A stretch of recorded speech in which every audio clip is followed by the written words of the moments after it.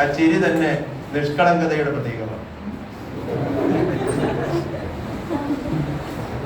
ഡയസിലിരിക്കുമ്പോ ഇച്ചിരി സീരിയസ് ആയിട്ടുള്ള കാര്യം പറഞ്ഞാലും സീരിയസ് അല്ലാത്ത കാര്യം പറഞ്ഞാലും സാറിന്റെ മുഖത്തൊരു പുഞ്ചിരിയില്ല. ചിലപ്പോ ഒന്ന് ഉപദേശിച്ചു കളയും.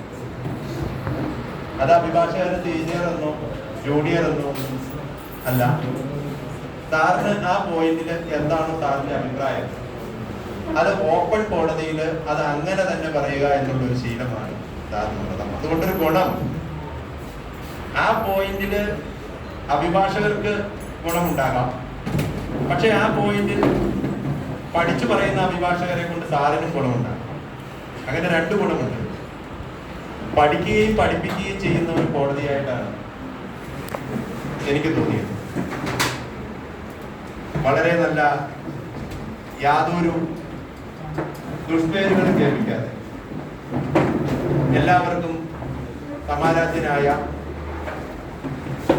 അരവിന്ദ് സാറ് 3 വർഷം അങ്ങനെ പൂർത്തീകരിച്ചു.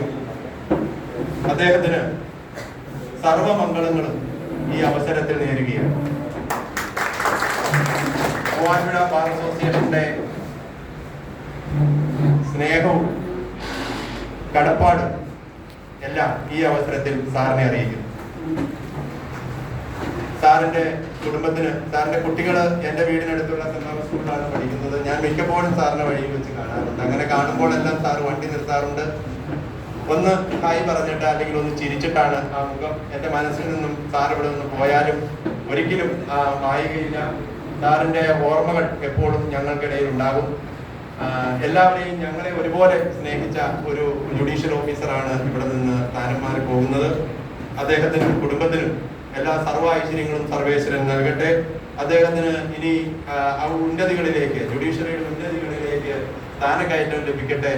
അങ്ങ് മേലെ കോടതികളിലൊക്കെ അദ്ദേഹം എത്തിപ്പെടട്ടെ. അവിടെയെല്ലാം ഇരുന്ന് കാണുവാൻ, നല്ല നല്ല ജഡ്ജ്മെന്റ് എല്ലാം പറയുവാനും അദ്ദേഹത്തിന് ദൈവം സർവേശ്വരൻ ഇടവരുത്തട്ടെ എന്ന് മാത്രം പറഞ്ഞുകൊണ്ട് ഞാൻ ഈ വാക്കുകൾ അവസാനിപ്പിക്കുന്നു.